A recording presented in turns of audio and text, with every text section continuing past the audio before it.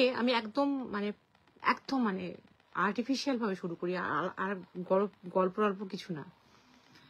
যে গল্পটা করব তার আগে বলে দিই গল্পটা রিলেটেড, সেটা হচ্ছে সেলফি। একটা সেলফির প্রতি আমাদের প্রত্যেকেরই খুব প্রত্যেকের সেলফির প্রতি প্রত্যেকের কিন্তু আমাদের প্রচন্ড একটা আকর্ষণ, এবং সেলফি তুলতে গিয়ে কত অ্যাক্সিডেন্ট হয়, তারপরেও আমাদের কোনো শিক্ষা নেই। আমরা কখনো একদম জলস্রোতের মাঝখানে, কখনো পাহাড়ের চূড়োয় কোনায় গিয়ে, কখনো একদম কর্নার কোনো বিল্ডিং এর গিয়ে, কত রকম, এমনকি ট্রেন আসছে লাইনে দাঁড়িয়ে। আমি যে গল্পটা বলবো, সেই মেয়েটির নামটা আমি ঠিকঠাকই রাখছি, কোনো অসুবিধা নেই। নাম ছিল মন। এই নামটা এত সুন্দর, আমি ভেবেছিলাম আমার কোনোদিনও মেয়ে হলে আমি মন নাম রাখবো। দুটো মেয়ে হলে নাম রাখবো মন আর মোম। অনেক নাম ঠিক করে রেখেছিলাম। আসলে ছেলে জীবনে আমাদের বাড়িতে আমরা দেখিনি। আমি ছেলেদের নামের থেকে মেয়েদের নাম ঠিক করতাম। আমার ধারণা ছিল আমার মেয়ে হবে। একদম টাইমলি এসে গেছো, সেই কারণে তো আমি এত খুশি। তো সেই জন্য তোমার বোন একদিন একটা ট্রেন আসছে দূর থেকে, ও ট্রেনে আসছে সেলফি নেবে, এরকম একটা সেলফি কিন্তু নেয়। এবং ওকে যখন একজন টেনে সরিয়ে দেয়, তখন ও কিন্তু হোঁচট খেয়ে পড়ে যায়। ট্রেনটা কিন্তু পাশ দিয়ে বেরিয়ে যায়। সেদিনই কিন্তু মরতে মরতে বাঁচে, মানে সেদিনই কিন্তু ভয়ানক একটা বিপদ থেকেও বেঁচে যায়। কিন্তু ট্রেনের লাইনের সামনে দাঁড়িয়ে সেলফি নেওয়া, বুঝতে পারছো তো মানে কি ধরনের বোকামি। যেটা হ্যালো নন্দিতা, তো কি ধরনের বোকামি যে ট্রেনের সামনে, ট্রেন আসছে আমি সেলফি নিচ্ছি, মানে একদম মানে পড়েই যাচ্ছিল, ওকে একজন সরিয়ে দেয় এবং মুখ থুবড়ে পড়ে যায় ইয়েতে, লাইনে। ও তো গা হাত পা ছড়ে যায় এবং ওকে 10 জন জ্ঞান দেয় যে কি যে আপনারা করেন। মেরি বাড়িতে আসে এবং স্বাভাবিকভাবে খুব লেগেছে, ও খুব জ্বর হয়। জ্বর হওয়ার পর ওর বাড়ির লোক ভাবে যে পড়ে গেছে বলে, আঘাত লেগেছে বলে হয়তো ভীষণ জ্বর হয়েছে। আমি না দরজাটা বন্ধ করি, ভীষণ ডিস্টারবেন্স হচ্ছে আমার বাড়িতে, খুব ডিস্টারবেন্স, মানে কিছু করার নেই। এত চিৎকার চেঁচামেচি সবসময় হয় না, কিচ্ছু করার থাকে না, আমার কিচ্ছু করার থাকে না। তাহলে বারবার লাইভ করতে করতে, আজকে লাইভে আমি লাইভ করলেই বাধা পড়ে, কারেন্ট চলে গেল, এই চলে গেল, যাই হোক। তো মেয়েটি জ্বর সারে, আবার মানে অ্যাজ ইউজুয়াল ও বেথুয়া থেকে বহরমপুরে কলেজে আসতো। কোনো একটা সাবজেক্ট পার্টিকুলার ওর ছিল, যেটা বেথুয়া কলেজে ছিল না, সেই কারণে মোটামুটি ডিস্টেন্স বলতে গেলে বোধহয় 60 কিলোমিটার হবে, ও ট্রেনে ট্রাভেল করতো। এরপরে একটা মজার ঘটনা ঘটে, সেটা হচ্ছে যে ও একটা ছেলেকে দেখে একদিন, বেশ আকর্ষণীয় একটা ছেলেকে দেখে, যে ছেলেটা ওকে দেখে যে ওকে লক্ষ্য করছে। তখনও বন্ধুদেরকে বলে, জানিস তো আমাকে না একজন স্টক করছে। ও কিন্তু খুব ভালো মনে বলেনি, বিরক্ত হয়ে বলেছে। একটা মানুষ যদি একটা মানুষকে নির্দিষ্ট সময় তাকে লক্ষ্য করে প্রত্যেক দিন বা একদিন অন্তর, সেটা তার কাছে বিরক্তিকরই হয়ে যায়। কিন্তু এক সময় এই লক্ষ্য করাটা ওর বেশ ভালো লাগতে শুরু করলো, কারণ ওর সাজ পোশাকের মধ্যে একটা কোথাও পরিবর্তন আসলো।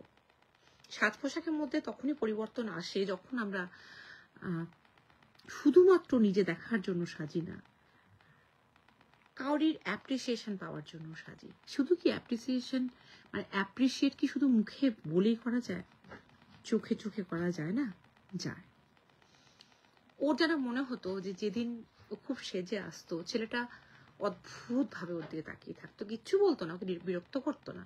তখন ওর কিন্তু ব্যাপারটা এনজয় করছে। এই কিছুদিন পর থেকে, আমি গল্পটা খুব স্পিডে বলছি, যে কোনো সময় লাইন যদি কেটে যায়, আমার একটা ভয় থাকে সবসময়। তার কিছুদিন পর থেকে লক্ষ্য করে যে ছেলেটা কিন্তু ওই ট্রেনেই যাতায়াত শুরু করে। ওর কিন্তু অদ্ভুত লাগে যে আমার না কলেজ আছে, তোমার কি আছে বাবা? কিন্তু তখন অত মেয়েরা, মানে ওই মেয়েটা অত জিজ্ঞেস করার মতন করেনি। ওর দেখছে ঠিক আছে, যাক না, আমার সঙ্গে যাক না, সহযাত্রী হয়ে যাক না, ক্ষতি কি। প্রায় ওর সঙ্গে ট্রেনে যায়। এই করতে করতে মেয়েটার কিন্তু ওর প্রতি একটা প্রেম প্রেম ভাব জাগ্রত হয়। যেদিন ছেলেটাকে দেখতো না সেদিন মনে করতো আজকে এরকম সেজে এলাম, ও দেখলো না, মিস হয়ে গেল। মিস করা, এই ছোট্ট একটা শব্দের মধ্যে অনেক কিছু লুকিয়ে আছে। আমরা যখন কাউকে মিস করি বুঝতে হবে তখন আমরা তাকে ভালোবাসি, অর্থাৎ ভালোবাসি কিনা জানি না, ভালো তো লাগেই, তাহলে মিস করা যায় না। এবং হ্যালো সুস্মিতা কুণ্ডু, তো এইভাবে মিস করতে করতে আমার দেখতে পায়, বন্ধুদেরকে বলে যে আমি জানিস তো, বন্ধুরা জিজ্ঞেস করে এই তুই কাকে খুঁজিস রে স্টেশনে দাঁড়িয়ে প্রত্যেকদিন, এবং তুই একটা নির্দিষ্ট সময় কিন্তু ট্রেনটা ধরিস, তাতে এক্সট্রা ক্লাস থাকলেও তুই করিস না, আগে যেটা তুই করতিস না, কারণ খুব মেধাবী ছাত্রী ছিল, তুই কেন স্টেশনে এসে কাউকে খুঁজিস এদিক ওদিক, এবং একটা কোনো দিকে তো তাকিয়ে যেন তুই একটা মিচকি হেসে তোর শান্তির দৃষ্টি, আর কোনো কোনো দিন তোর খোঁজা বন্ধই হয় না, তুই খুঁজেই যাস। তখন অনেক জেরাজেরি করাতে বন্ধুদের মধ্যে তো খুব জেরা হচ্ছে আর কি, সেটা করাতে তখন মেয়েটা বাধ্য হয়ে বলে যে হ্যাঁ হ্যালো, বলে যে হ্যাঁ আমি একজনকে, আমাকে একদিন জানিস তো সে স্টক করে, বলেছিলাম না তুই তো বিরক্ত হতিস, বলো না আমার না এখন ওকে পুরো মানে ওকে না দেখলে আমার ভালো লাগে না। Thank you. আচ্ছা আমার সঙ্গে যে আছে তাকে একবার দেখাই, এই যে আমার গুগু। গোলদু হ্যালো করে দাও তো মাসিগুলোকে, না মাসি না, তোমার সিস্টার ইন ল গুলোকে, সিস্টার ইন ল এরা সবাই, আর তোমার সঙ্গে সম্পর্কটা তো আমার কাউরি অজানা নয়। ও গুগু কচ্ছু ভালো ছেলে, কচ্ছু ভালো ছেলে। যাই হোক, তো বলে যে কি হলো, তা বলে দেখ ওইখানে দেখ, বল দেখাবি দেখাবি দেখাবি, মেয়েরা যেমন বলে আর কি যে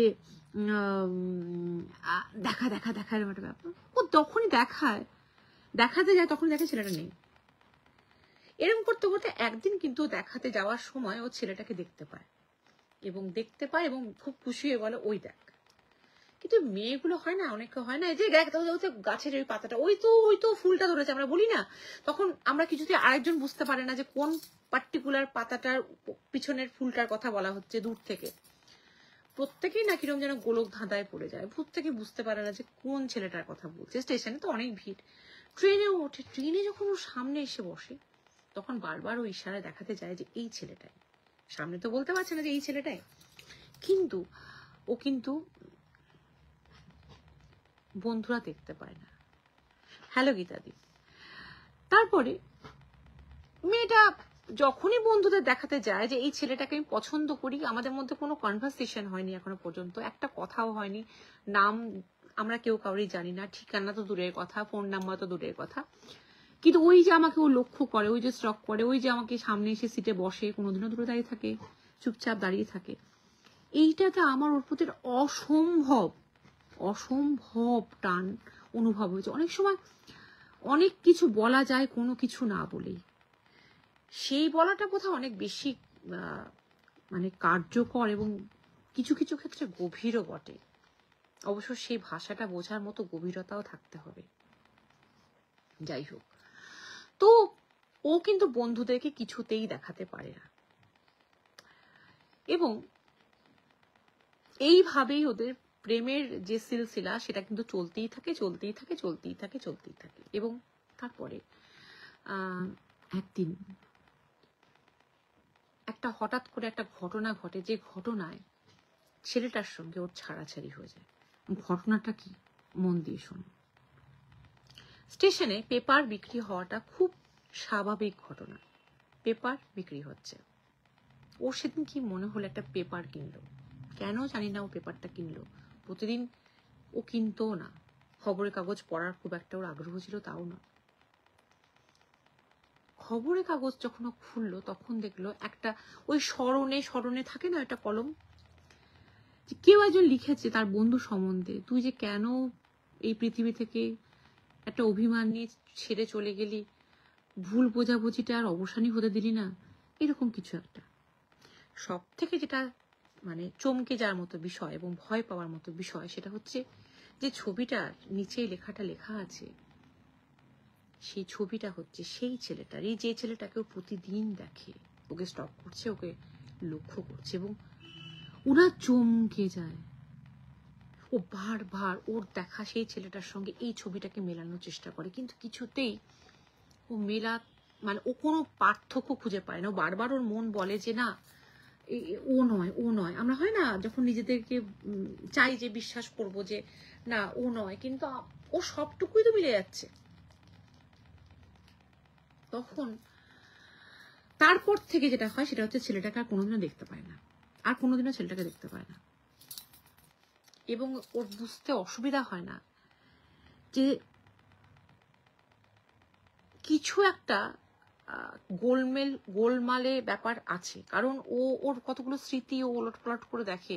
ও বন্ধুতে যতবার দেখিয়েছে ততবার দেখেনি, ওর বন্ধুরা ততবার বলে। তোর সিটে তো ওরা বসছিল সামনে, একজন বয়স্ক ভদ্রলোক, তার পাশে একটা অল্প বয়সী মেয়ে, তার পাশে একটা গ্রামের মেয়ে, তার পাশে একটা বাচ্চা, তার পাশে একটা মহিলা চশমা পরা মোটা ফ্রেমের।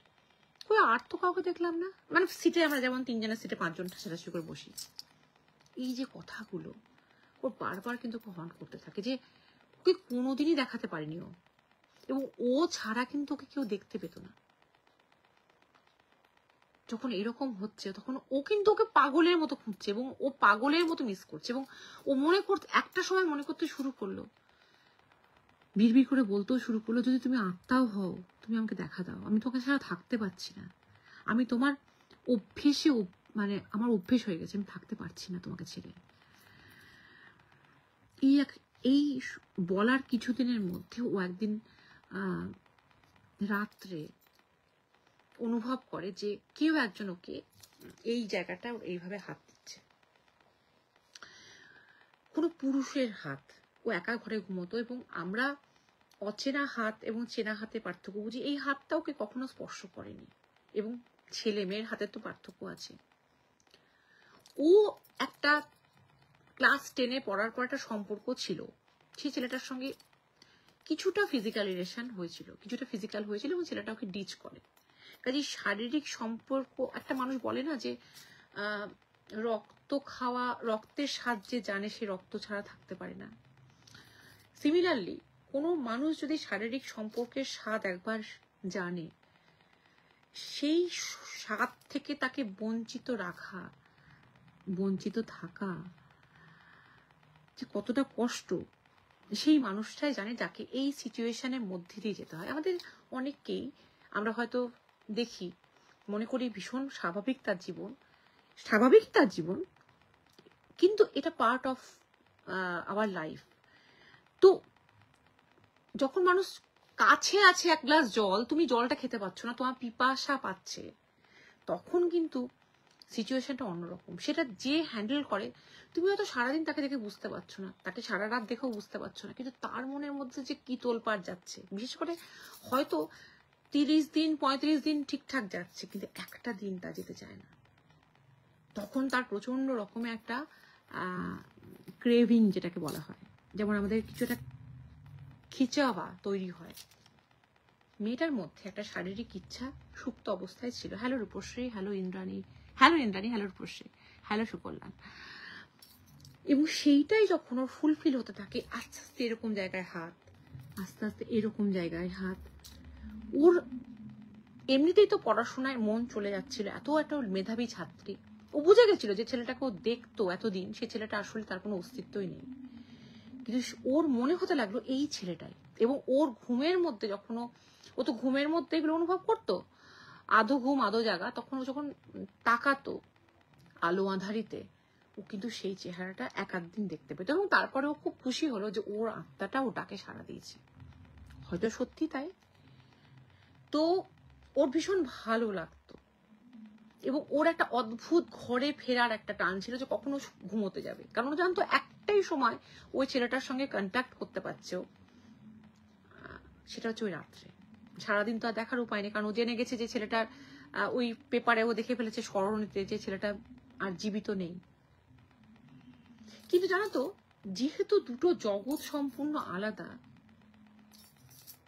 সেই কারণে ওই জগতের সঙ্গে আমাদের না কানেক্টিভিটি, যেটা একবার যদি একটা কানেকশন তৈরি হয়, সেটা আমাদের শরীর, মন, চেহারা, মস্তিষ্ক, হৃদয়, আমাদের পারিপার্শ্বিক জীবন, আমাদের জীবনের যে গতি, আমাদের যা কার্যকলাপ প্রত্যেকটার প্রতি কিন্তু এফেক্ট পড়ে। ওকে দেখে বের বোঝা যাচ্ছে ওর চেহারা ডিটোরিয়েট করছে, ওর ল্যাক অফ কনসেন্ট্রেশন হচ্ছে, পড়াশোনা একদম মন দিতে পারছে না। ওর সারাক্ষণ শুধু রাত্রিবেলা কখন আসবে, কলেজ কামাই করছে, ওর গা হাত পায়ে প্রচন্ড ব্যথা করছে, ওর চোখের কোনায় এই চওড়া হয়ে কালি পড়েছে।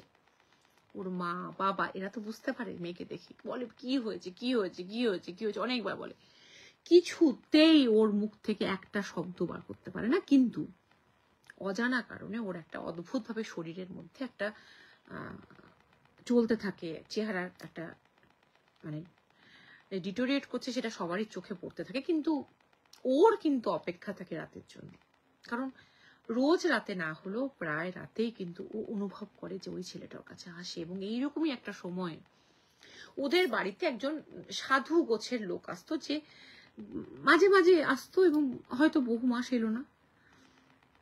তো সেই মানুষটা অনেক কিছু বলতে পারতো, অনেক কিছু ছোট ছোট পাথর ঝোলার মধ্যে অনেক কিছু মানে মিসলেনিয়াস জিনিসপত্র থাকতো নানা রকম, একে এটা দেওয়া কোটা দেওয়া, যেটা রেখে দাও বালিশের তলায় ভালো হবে, এটা পড়ো, মানে এটার জন্য কোনো টাকা পয়সাও চাইতো না। ওকে যা দিত, সে এক মুঠো চাল দিলেও খুশি। Hello Anna, hello Shashwati, thank you আসার জন্য আমার লাইভে। ও ওই সন্ন্যাসীকে যা কিছু দেয়া হতো তাতেই কিন্তু খুব খুশি হতো। এবং ওই মেয়ে ছেলে সন্ন্যাসীটি ঢুকেই বলো, ঠিক এইরকম করে আমার হাতটা বোধহয় একটু স্ট্রেচ হয়ে গেল, এরভাবে যে কি কারেন্ট এলো, যে তোদের দেখো পজিটিভ এনার্জির কথা যেই বলছি, যে সন্ন্যাসী কারেন্ট এলো, আর আমি যেই লাইফটা শুরু করতে গেলাম তখন কিন্তু কারেন্ট চলে গেল। তো বলা হলো যে তোদের বাড়িতে কিছু একটা হয়েছে, কি হয়েছে আমাকে তো তোরা জানাসনি। তো বলো জানাবো কি করে, তুমি তো আসোই না বাবা, মা বললো। তো বলো তাও তো ঠিক, আমার সঙ্গে তো যোগাযোগ করার কোনো মাধ্যম তোদের জানা নেই।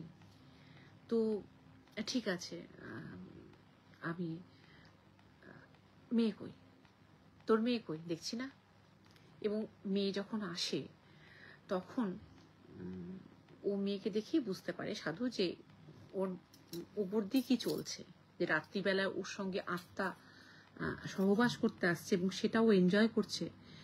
এই কিছু জিনিস ও বুঝতে পারে, ওর শরীর মানে ওর পুরো ভেঙে গেছে এবং চোখে এইভাবে একটা কালো দাগ, চেহারার মধ্যে একটা মানে আমি বললাম না জগৎটা তো আলাদা, ওই জগতের সঙ্গে এই জগৎ, সেখানে আমাদের কখনোই আমরা কানেকশন, আমাদের দিকে একটা কানেক্টিভিটি তৈরি হয়, আমরা সুস্থ থাকতে পারবো না। এবং ওর মা যখন ওর সাধু বাবার কাছে ভেঙে পড়ে যে বাবা কি হয়েছে, আমার মেয়েকে তুমি ভালো করে দাও, তখন সাধু বলে যে মেয়েটাকে জিজ্ঞেস করে আলাদা ঘরে গিয়ে। এবং মেয়েটা কিন্তু সাধুতে একটা ক্ষমতা থাকে, একটা হিপনোটিজমের ক্ষমতা থাকে, এটা কোনো খারাপ কিছু নয়। ওর মধ্যে দিয়ে কথাগুলো কিন্তু বের করে নেয় যে কি হয়েছে, ও কিন্তু মোটামুটি সাধু বাবার কাছে স্বীকার করে। এবং সাধু বাবা বলে যে এই জিনিসটা তোর সঙ্গে হওয়া উচিত ছিল না, এটা কিন্তু ভালো হচ্ছে না। না না বাবা তুমি আমাকে ওকে এনে দাও, তুমি আমাকে এনে দাও। তখন দেখে কি কোনো মতেই বোঝানো যাচ্ছে না, অবুঝ। তখন ও বলে ঠিক আছে তুমি যাও তোমার ঘরে, তোমার মায়ের সঙ্গে কথা বলবো বলে মাকে বলে আমার খুব একটা জরুরি কাজ আছে, আমার গুরুদেবের কাছে আমাকে আশ্রমে যেতে হবে, ততদিন পর্যন্ত তোমরা মেয়েকে কিন্তু কোনো জায়গায় ছেড়ো না একা, এবং কোনো জায়গায় কিচ্ছু ওকে ছেড়ো না, ওকে কিচ্ছু করো না, ওকে ওর সঙ্গে পারলে পাশে শুয়েও, ওকে একা ঘরে রেখো না, অনেক কিছু বলে যায়। এবং মেয়েটাকেও যেটা জিজ্ঞেস করেছিল যে এই জিনিসটা শুরু হলো কবে থেকে, দেখা গেল ওই যে রেল লাইনে সেলফি তুলছিল, পরে জানা গেছিল ওই রেলে লাইনেই, সেটা কি করে জানা গেছিল সেটা আমি জানি না, তবে এটা জানা গেছিল, মানে মেয়েটাও স্বীকার করেছিল যে রেল লাইনে পড়ে যাওয়ার পর থেকে হয়েছে। তখনও চুল খোলা ছিল, ও সন্ধ্যেবেলায় সেলফি তুলছিল, সন্ধ্যেবেলা না বিকেল বেলায়, কারণ ওকে দেখা জানা যায়। ওই রেল লাইনেই কোনো একটা জায়গায় ছেলেটা আত্মহত্যা করেছিল, কোনো একটা কারণে ওর আত্মাটা ওর প্রতি, ওর চুল খোলা ছিল, ওর চেহারা, ও সবকিছুর প্রতি অ্যাটাচড হয়ে যায়। তারপর থেকে কিন্তু ঘটনাগুলো শুরু হয়। এবং সাধু বাবা বলে একটা এই আকর্ষণ তো ভালো না, আমি এসে ঠিক করে দেবো, তোমরা কিন্তু ওকে কোনো জায়গায় নিয়ে যেও না, কিছু করো না ওকে, ওর সঙ্গে দিয়ে ওকে কিছু জল ফল দিয়ে যায়, কিছু জিনিস পড়তে দিয়ে যায়, কিছু জিনিস ওকে খেতে দিয়ে যায়। মোটামুটি কদিন মেয়েটা খুব ঘুমোয়, বলে ও কিন্তু ঘুমোবে, তোমরা কিন্তু ভয় পেও না, শান্তির ঘুম ঘুমোয়। এবং মেয়েটার মনে হয় যে চেহারাটা একটু হলেও বেটার লাগছে। কিন্তু মেয়েটা কয়েকদিন পর থেকেই একদম দাঁত মুখ মানে বিকৃত করে একদিন সন্ধ্যেবেলায় বসে এগুলো ছিটছে, যেগুলো ওর মা ওকে পরিয়েছে, ও যেগুলো পরিধান করে আছে, যেগুলো কিছু পাথর, কিছু মাদুলি, কিছু কবচ, মানে মাদুলি, ও যেন ছিঁড়ে ফেলে দিচ্ছে। ওর মা তখন বলছে কেন, ও কোনো কথা না বলে একদম দূরে। ওর মা বললো কি সর্বনাশ করলি তুই, কেন ফেলে দিলি? বল আমি এগুলো পরবো না। কারণ এইগুলো পড়লে মেয়েটা বুঝতে পারছিল ওই ছেলেটার আত্মা কিন্তু ওর কাছে আসছে, আর ওর এখন ছেলেটাকে একটা পাওয়ার আকাঙ্ক্ষা, ছেলেটার শারীরিক স্পর্শ পাওয়ার একটা খিদে, সর্বোপরি ছেলেটাকে না পেলে, মানে ছেলেটা ওর জীবনে না নেই এটাও মেনে নিতে পারছে না। সেটা আত্মা হিসেবে থাকলেও ঠিক আছে। একটা সুবিধা, ও মনে মনে যেটা ভাবতো, পরে বলেছিল যে আত্মা তো কখনো ডিচ করে না। আগে ওর যে মাধ্যমিক পরীক্ষার পর একটা ছেলে ওকে ডিচ করেছিল, আত্মা তো ডিচ করে না, আত্মা তো বিশ্বাসী হবে, কাজে এ কখনো ছেড়ে যাবে না। শুধু ভয় পেত যে ওর সঙ্গে যদি কানেকশনটা কেটে যায়, তাই সবকিছু খুলে ফেলে।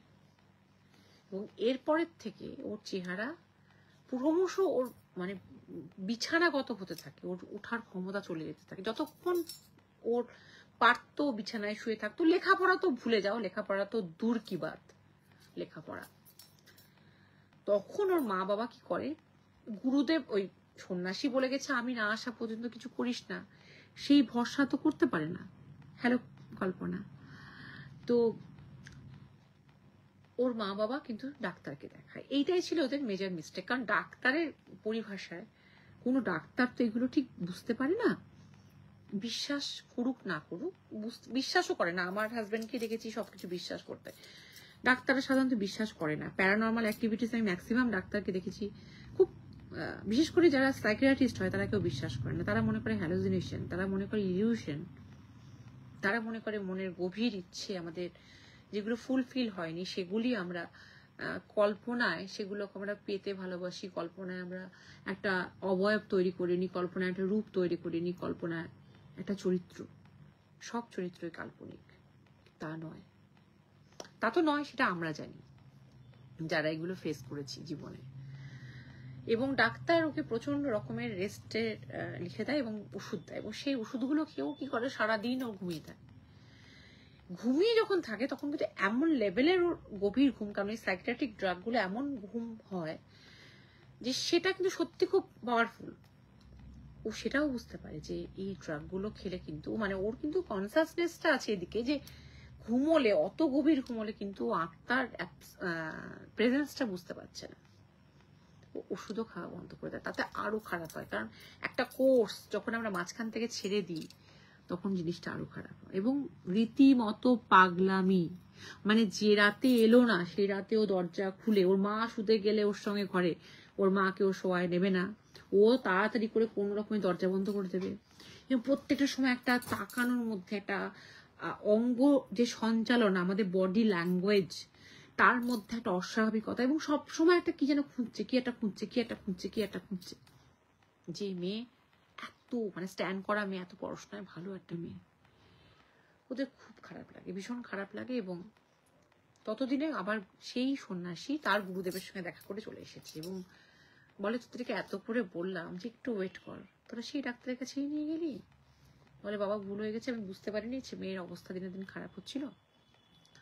তখন বলে এবার ওকে আমি কিছু পড়তেও দেবো না, কিছু খেতেও দেবো না, কারণ আমি জানি ওর যে সিচুয়েশনের মধ্যে দিয়ে আছে, যাচ্ছে, যে পরিস্থিতির মধ্যে দিয়ে ও কিছু গায়ে রাখবে না। আমাকে সেটাই বলা হয়েছে যে ওকে কিছু পড়তে দিলে সেটাও নষ্ট করে দেবে। ও তো নষ্ট করছে না, নষ্ট করছে ওই আত্মাটা, যে ওকে সামহাও ওকে ওর ভালো লেগেছে, এটাকে এই ভাষাটাই ব্যবহার করতে পারি, ওকে ভোগ করছে। সে কিন্তু তার অতৃপ্ত বাসনা চরিতার্থ করছে ওর মধ্যে দিয়ে, কাজে ওকেও ছাড়বে না, ওকেও নিয়ে ছাড়বে, মানে নিয়ে ছাড়বে মানে বোঝো, ওকেও নিয়ে যাবে ওর সাথে, ওর পছন্দ হয়েছে। এমনও হতে পারে যে ও হয়তো ওর ছেলেটার জীবনে কোনো ঘটনা ছিল, কোনো অতৃপ্ত কামনা বাসনা ছিল, যেটা ওর এই মেয়েটাকে মনে হয়েছে ওর মেয়েটাকে ওর একাকিত্বের মধ্যে টানলে, ওর পরলৌকিক জগতে নিয়ে গেলে ওর সেখানে ওর একাকিত্ব দূর হয়ে যাবে, তাই ও মেয়েটাকে নিয়ে যাবে। কিন্তু মেয়েটা একদিন এমন হবে, ও গুরুদেব এই সন্ন্যাসী বলছে দেখে নিস, ও কিন্তু ওই রকমই একটা অস্বাভাবিক মৃত্যু বেছে নেবে। কাজেই সেই দিন যেন না আসে। তখন এটা শুনে তোর মা ডুকরে কেঁদে ওঠে, বলে না সেই দিন যেন না আসে, সেই কারণে আমি গুরুদেবের কাছে গেছিলাম, এবং গুরুদেব আমাকে ওর বিছানার তলায় ও কিছু পুজো আচ্ছা, কিছু জিনিসপত্র ঘরে যেগুলো গুঁজে রাখা, যেগুলো মাটিতে গুঁজে রাখা, এগুলো জিনিস দেয়। এবং প্রত্যেকটা কিন্তু যখন তখন রাখা যাবে না, প্রত্যেকটা নিয়ম ঘড়ি ঘন্টা বলে দেওয়া হয় যে কোন দিনে কোন সময় রাখা হবে। এই তার মধ্যে মানে খুব দেরি করা যাবে না।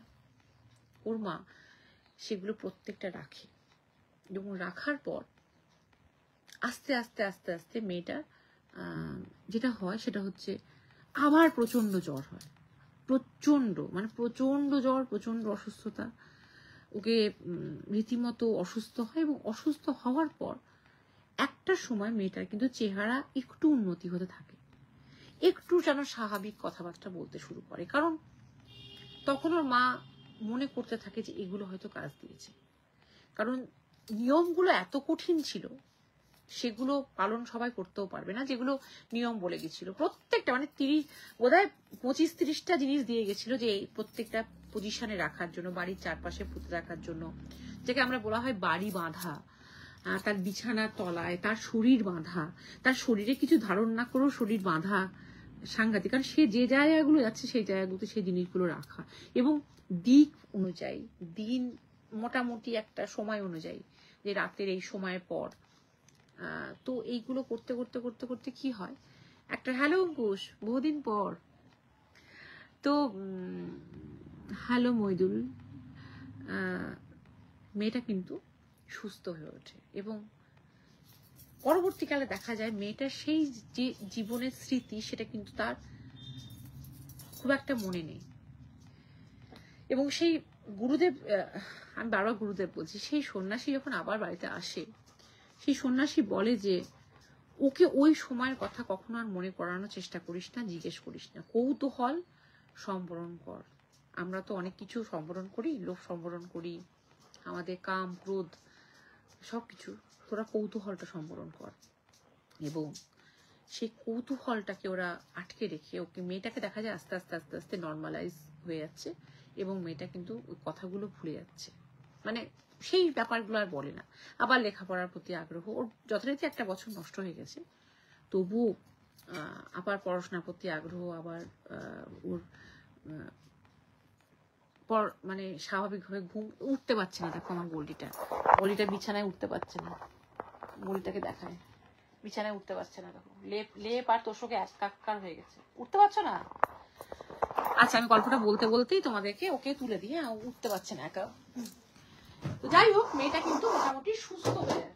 যা ওঠো বাবা, ওঠো ওঠো ওঠো ওঠো ওঠো ওঠো ওঠো ওঠো, বাবারি উঠতে পারছে না কেউ, ওঠো ওঠো। এই হচ্ছে আমার রোজকারের কাজ। এই দেখো আমার গগু চলে এসছে, এই দেখো আমার গগু চলে এসছে, এই দেখো আমার গগু চলে এসছে, এই দেখো আমি আর গগু, হ্যাঁ হ্যাঁ আতা। তো যাই হোক, মেয়েটা সুস্থ হয়ে যায়। কিন্তু আমার সঙ্গে কদিন আগে একটা গার্লস কলেজের মানে একটা মেয়ের দেখা হলো, তাকে জিজ্ঞেস করলাম, হ্যাঁ রে মনের খবর জানিস? তা বললো যে হ্যাঁ, এখন ব্যাঙ্গালোরে একটা আইটি সেক্টরে কাজ করছে, মেয়েটা কিন্তু মানে বিয়ে করেছে। তা বললো হ্যাঁ, ও যার সঙ্গে লিভ ইন করতো তার সঙ্গেই বিয়ে করেছে, ছেলে মেয়ের খবর জানে না, বাচ্চা টাচ্চা হয়েছে কিনা ও ঠিক জানে না, তবে মোটামুটি সেটেলড এবং সুস্থ, এটুকু বলা যেতে পারে, সুস্থ পথে আছে। এটাই ছিল আজকের আমার একটা কলেজ জীবনের দেখা, নিজের চোখে আমি সেই মেয়েটিকে দেখেছি, মেয়েটিকে যাতায়াত করতে দেখেছি, কলেজ ছেড়ে দিতে দেখেছি।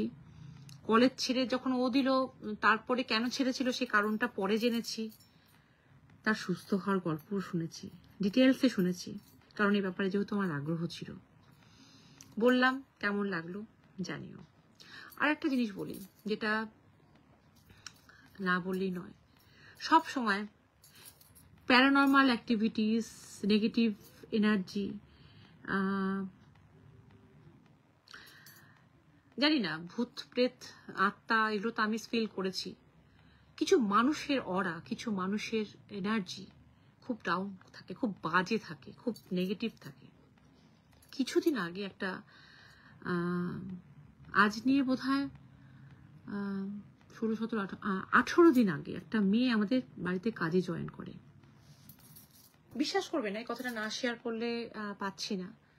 সেই মেয়েটা জয়েন করার 2 দিন পর থেকে আমি দেখি ওকে কোনোভাবেই মানিয়ে নেওয়া যায় না। কারণ আমার মা যেহেতু প্রায় বেড রিডেন, প্রায় মানে বেড রিডেনই বলতে পারো, আমার মা এক পাও হাঁটতে পারে না। আমার ভীষণ রকম সব সময় লোক খুব দরকার। হ্যাঁ, অদ্ভুত একটা। হ্যালো প্রিয়াঙ্কা, তোমার গিফট করা লিপস্টিকটাই পরেছি। তো যেহেতু তার অরাটা এত খারাপ, তার আমার না খুব বাজে লাগতো। এবং কিছুদিন পর থেকে আমি আমার হাজবেন্ডকে বলতে শুরু করি, জানো ও না আমাদের সর্বনাশ করে দেবে, জানো না ও আমাদের সর্বনাশ করে।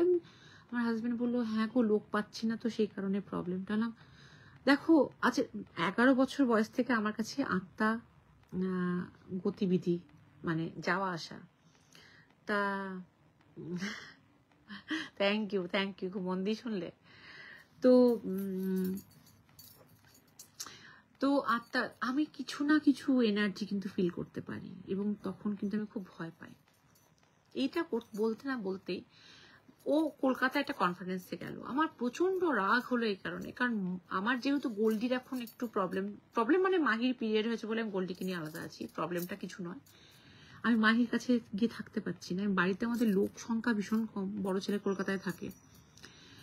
তো ছোট এই যে আমাদের মাহি, চাঁদনি বেশ নিজে থাকে, কিন্তু মাহি কেউ ছাড়া থাকতে পারে না। তা আমাদের মাহিকে আমাদের আরেকটা কাজের লোক জোর মানে প্রায় ওর ঘরে ওকে শুতে দিত 4-5 দিন। আমি যখনই যেতাম তখনই দেখতাম, বলতো যে ওরা শুয়ে পড়েছে। একদিন 9টার সময় না 9:30 সময় গেলাম, পিছিয়ে দরজা বন্ধ করে শুয়ে পড়েছে। আমি বারবার বলতাম, তুমি কেন ওকে নিয়ে শো না? তা বলো আপনার মা পছন্দ করে না। মাহিকে নিয়ে আমি বিছানায় গল্প করি, মা কিচ্ছু মাহিকে অপছন্দ করে না। মা গোল্ডিকে ভয় পায়, চাঁদনিকে মা পছন্দ করে না, কিন্তু মাহিকে মা পছন্দ করে না। আমি এত বলতাম, কিছুতেই শুনতো না। ওই মেয়েটার কাছেই মাহিকে দিত। প্রথম কথা হচ্ছে, মেয়েটা মাহির ধাতই জানে না যে মাহি সব জিনিসে মুখ দেওয়ার টেন্ডেন্সি। কোন সময় মাহি কি একটা হয়তো টিকটিকির কোথাও পায়খানা মুখে দেবে, বা কিছু একটা টিকটিকির ল্যাজ হয়তো পড়ে আছে সেটা মুখ দেবে, বা কিছু একটা খারাপ। আমার দেখো, খারাপটাই মানুষের মনে হয়, যেমন নিজের সন্তানের ক্ষেত্রে মনে হয়। আমি এত না করা সত্ত্বেও কিছুতেই শুনতো না, মানে কিছুতেই শুনতো না আমার কথা।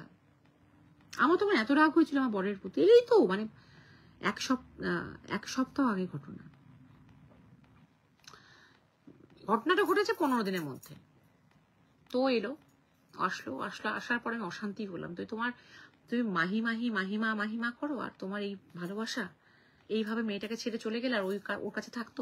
এবং অদ্ভুত ভাবে জানো, মাহিনার চেহারা 2 দিনের মধ্যে বয়স্ক হয়ে গেল। আমি ভাবলাম, আমরা তো আমাদের ওদের জীবনটা তো খুব, মানে লাইফ স্প্যানটা তো খুব ছোট, ওদেরকে বয়স্ক দেখলে না আমাদের বুক শুকিয়ে যায়। তো আমার মনে হলো মাহির বয়স হয়ে গেল, শুকিয়ে গেছে। খাওয়া বন্ধ করে দিল, খাওয়া নেই একদম না। কারণ ওরা না ওই নেগেটিভিটি, ওরা এগুলো খুব ক্যাচ করতে পারে, কিন্তু খাওয়া বন্ধ করে দিল। এইভাবে চলছে আমার কিছুতেই। আমার মেয়েটাকে যত দেখি তত আমার যেন, আমি এত চেষ্টা করি অ্যাডজাস্ট করার। এইবার গত শুক্রবার লাস্ট ফ্রাইডে 12টা 1:15-20 আমি মোবাইলটা বন্ধ করে ঘুমোচ্ছি, কারণ তখন আমি সবে টিভি মানে দেখছিলাম একটা সাবধান ইন্ডিয়া কি ক্রাইম পেট্রোল কিছু একটা দেখছিলাম। সেটা দেখে আমি বন্ধ করে ঘুমোতে যাবো, দেখছি এটা চিৎকার করছে। চাঁদনিকে আমি রাস্তা থেকে তুলে এনেছিলাম, তার ঋণ চাঁদনি শোধ তো কবেই করে দিয়েছে, কারণ এর আগে একটা চুরি আটকে ছিল, কিন্তু এখন আমরা ওর কাছে ঋণী, ও ঋণী নয়। আসলে কুকুররা তাই, কুকুররা ঋণ রাখে না। অসম্ভব চিৎকার করছে। চাঁদনি কোনোদিন চিৎকার করে না, রাত্রিবেলায় যখন কেউ অচেনা লোক না আসলে চিৎকার করে না। আমি না পাগলের মতন নিচটা, আমি গোল্ডিকে নিয়ে যেতে পারতাম, কারণ ও খুব অ্যাটাক মানে করবে কাউকে দেখলে অচেনা লোক। কিন্তু দেখো অ্যাটাক করলে কি হবে, তারা গোল্ডিকে মেরে ফেলবে। আমার পেটে আমি একটা চাকু খেতে পারি, কিন্তু গোল্ডির পেটে চাকু, যেমন নিজের সন্তানের ক্ষেত্রে মানুষ প্রোটেক্ট, কারণ গোল্ডি আমার বডিগার্ড নয়, ও আমার খুব কাছের, আমার আমার আমার সব থেকে ইম্পর্টেন্ট পার্সন। গোল্ডিকে ঘরে লক করে আমি গেলাম, কে কে কে করে গোটা বাড়ি ঘুরলাম, পেলাম না। তারপরে আবার এসছে, আবার চিৎকার করছে। তখন আমি আবার যখন যেতে যাচ্ছি, তখন আমার ছেলে ফোন করেছে, বড় ছেলে কলকাতা থেকে, বলছে যে মা বাড়িতে চোর এসছে। তাহলে আমি, তুই জানলি কি করে? আমি একটু বিরক্তই হলাম ফোন করাতে। বললো আমি ভাইকে ফোনে, মানে আমার ছোট ছেলের পায়ে একটু ক্র্যাক হয়েছে, বেশ খারাপ জায়গায় তো এই ক্র্যাকটা হয়েছে, তো ব্যথা করছিল, ও ঘুমোচ্ছিল না, ডিপ্রেসড লাগছিল, তাই ওকে গল্প বলে অন্য কিছু বলে ভোলাচ্ছিলাম। চাঁদনি কখনো, তুমি একা কেন বেরিয়েছো মা, তোমার সঙ্গে কে আছে? আমি একা। বাবাকে তুমি এক্ষুনি ডাকো, তুমি কাজের লোকদের ডাকো। যখন আমি ওদেরকে ডাকলাম, আমি তখন অলরেডি আমার উঠোন, আমার বাড়ির চারপাশে এরিয়া আছে, উঠোনে দুবদাপ আওয়াজ, গ্যারেজে দুবদাপ আওয়াজ, এবং তারপর গ্যারেজে গাড়ির উপরে পায়ের আওয়াজ, এবং 4 তলা ছাদে আনাগোনা। এবং এত ওরা ভালোভাবে জেনে গেছে যে ওরা কিন্তু সিসিটিভিটাকে অ্যাভয়েড করে চলছে যেখানে যেখানে। মানে আমি যখন চেম্বারে যেতাম, আমি দেখতাম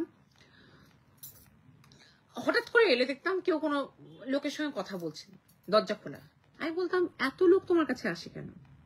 বলতো, আরেকজন লোক বলতো ওর সহযোগী হয়ে, ও পাতা করায় তো, সেই কারণে ওই নেমন্তন্ন বাড়িতে হতো, ক্যাটারিং এর বিজনেস, ক্যাটারিং এর বিজনেস ছেড়ে আমার বাড়িতে কাজ করতে এলো। না তো পাতা কুড়ানি, তাই বলো? তাহলে হ্যাঁ পাতা কুড়ায় তো, পাতা কুড়ানোর লোকের এত অভাব হয়ে গেল যে ওর কাছে লোকে গাড়ি করে করে দেখা, মানে টোটো করে করে এসে কথা বলে যাচ্ছে, সাইকেল নিয়ে এসে, মোটর সাইকেল নিয়ে এসে কথা বলে যাচ্ছে। তো বিশ্বাস করাতে পারলাম না, যাই হোক বোঝাতে পারলাম না, বিশ্বাস করাতে না, বোঝাতে পারলাম না। তো প্রমাণ তো মিলবেই। সেই মেয়েটাকে যখন আমি বলছি দেখো গ্যারেজ দেখো, এই দেখো ওই দেখো, আমি তো বুঝে গেলাম যে মেয়েটাই কিছু ওর লোক। এবং যখন ফোনে কথা বলতো একদম লো ভয়েস, মানে তুমি শুনতে পাবে না। তো এত আস্তে আস্তে যে ও বলতো ছেলে, আমার ছেলে কথা বলছে, ছেলে কখনো, ছেলের কোনো মা ছেলের কনভারসেশন কখনো ওই রকম লেভেলের হয় না। এবং যখনই ফোন করতাম তখন দিতাম এনগেজ। আমি কেন বলছি জিনিসটা, মানে ওরা কিরকম নেগেটিভ এনার্জি, শুধুমাত্র যে বিদেহীদের হয় তা না, নেগেটিভ এনার্জি, নেগেটিভ মানে ওরা আমাদের একটা যে খারাপ, সেটা কিন্তু মানুষদেরও হয়, এবং ওরা খুব ক্যাচ করতে পারে। এবং ওরা, না বাবা না, ও চলে গেছে, ওরকম করে না, ও চলে গেছে, ও মেয়েটা চলে গেছে, বাবা চলে গেছে, ও চলে গেছে, ওকে আমি ভাগিয়ে দিই, তাড়িয়ে দিয়েছি। যখন সারা রাত সেদিন আমরা জেগে আছি, এবং একটা পরে কারণ আমরা রিভিল করলাম, সেটা হচ্ছে আমাদের একটা প্রপার্টি বিক্রি হয়েছে।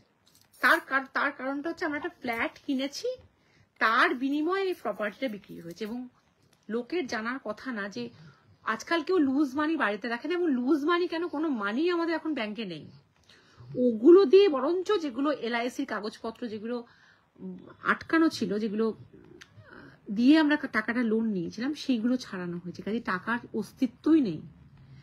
ওরা ভেবেছে আমাদের বাড়ি অ্যাটাক করলে প্রচুর টাকা পাবে, এবং এই মেয়েটা প্ল্যান করে লেগেছে। যখন মেয়েটা, আমি যখন চিৎকার করছি মেয়েটা উঠছে না, তারপরে দেখছি মেয়েটা যখন ধাক্কা মারলাম তখন উঠে এলো। বললাম তো জেগেই আছি। বললাম কেন? তুমি যে 9:30টার সময় ঘুমিয়ে যাও প্রতিদিন, মাহিকে আমি এসে দেখতে পেতাম না। তোমার দাদা যখন কলকাতায় গেছিল কনফারেন্সে, তুমি কি জানতে নাকি যে আমার আজকে কোনো বিপদ হবে? আর তুমি যে জানতেই আজকে যে আমি চিৎকার করছি, তাহলে তুমি জেগে আছো, তাহলে বেরিয়ে আসছো না যে দিদি কি হলো, দিদি কেন চিৎকার করছে, এত চিৎকার করছি আমি, এত চিৎকার করছি আমি।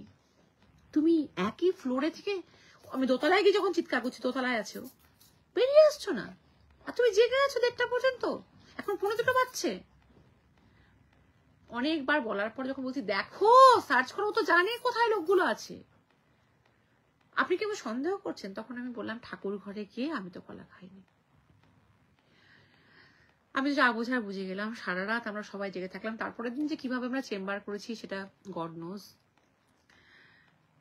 এবং তাকে যেহেতু যতই অপরাধী হোক, একটা মেয়েকে আমরা সন্দেহই বলবো, পুরোপুরি সন্দেহ, একদম হাতে নাতে প্রমাণ তুমি পাচ্ছ না, একটা রাতে তো তুমি তাকে বের করে দিতে পারো না। তাই তখন দরজা খোলাটা আমাদের পক্ষে সেফ নয়। তাই আমরা কি করলাম, মেইন দরজার যে চাবি সেটাকে আমরা সরিয়ে দিলাম, ওর বাবার কাছে রেখে দিলাম, যে যেন কেউ দরজা খুলে বেরিয়ে যেতে না পারে। এই তুমি ভিতরে এসো, আমার লাইফ শেষ হয়ে গেছে, তুমি ভিতরে এসো। তো দিয়ে মেইন দরজার যে চাবিটা সেটা সরিয়ে দিই। পরের দিন ঠিক ভোর 6টার সময় ওকে বললাম, আমার যা বোঝার বোঝা হয়ে গেছে, তুমি চলে যাও। ওকে মাইনে দিয়ে তাড়িয়ে দিলাম এবং থানায় গিয়ে ওর নামে একটা জেনারেল ডায়েরি করলাম। এইটা আমি বলতে চাইছি যে আমরা যে এত বিদেহী, যাদের দেহ নেই, সেই নিয়ে আমরা আলোচনা করি। শুধু নেগেটিভিটি, নেগেটিভ এনার্জি যে বিদেহীদের আছে তা না, যাদের দেহ আছে তাদেরও আছে, তাদেরও সাংঘাতিকভাবে আছে। এবং সেটা ওরা, আমাদের এনিম্যালরা, বিশেষ করে কুকুররা খুব তাড়াতাড়ি ক্যাচ করতে পারে। তো সেই কারণে আমি যেটা পরামর্শ দেব সেটা হচ্ছে, পারলে রাস্তা থেকে কুড়িয়ে এনে কুকুর মানুষ করো, কুকুরকে বড় করো, কিন্তু ওদেরকে তুমি আসতে পারো, আমার লাইভ হয়ে গেছে, পারলে ওদেরকে দুটো খেতে দিও, কারণ ওরা ভগবানের রূপ। যদি চাঁদনি আমাদের জীবনে দুবার যে দুটো অ্যাক্সিডেন্ট থেকে আমাদের বাঁচিয়েছে, যদি না বাঁচাতো তাহলে জানি না আজকে আমাদের অস্তিত্ব কোথায় থাকতো। তাই নেগেটিভ এনার্জি, নেগেটিভ এনার্জি যে শুধুমাত্র আমাদের যারা বেঁচে আছি, যারা মারা গেছে, যারা বিদেহী, যাদের দেহ নেই তাদের মধ্যে আছে তা না। আমাদের নেগেটিভিটি এমনই একটা জিনিস যে সেটা ওই পারফিউমের মতন, মানে ব্যাড স্মেলটা ওই এরা খুব তাড়াতাড়ি ক্যাপচার করতে পারে, এবং সেটা আমাদের যারা দেহ নিয়ে বেঁচে আছে তাদের মতো থাকতে পারে। এবং সেই রকমই একটা মানুষের গল্প তোমাদেরকে করলাম। আজ এই পর্যন্ত, খুব শীঘ্রই দেখা হচ্ছে পরের সপ্তাহে ঠিক এই সময় তোমাদের সঙ্গে আরো দুটো গল্প নিয়ে চলে আসবো। ততক্ষণ সুস্থ থাকো, সাবধানে থাকো, আর রাস্তার পশুদের প্রতি রক্ষণশীল হও। Tata. Please subscribe to our channel Hana Tales. Comment, share, like, and don't forget to hit the notification bell for more videos.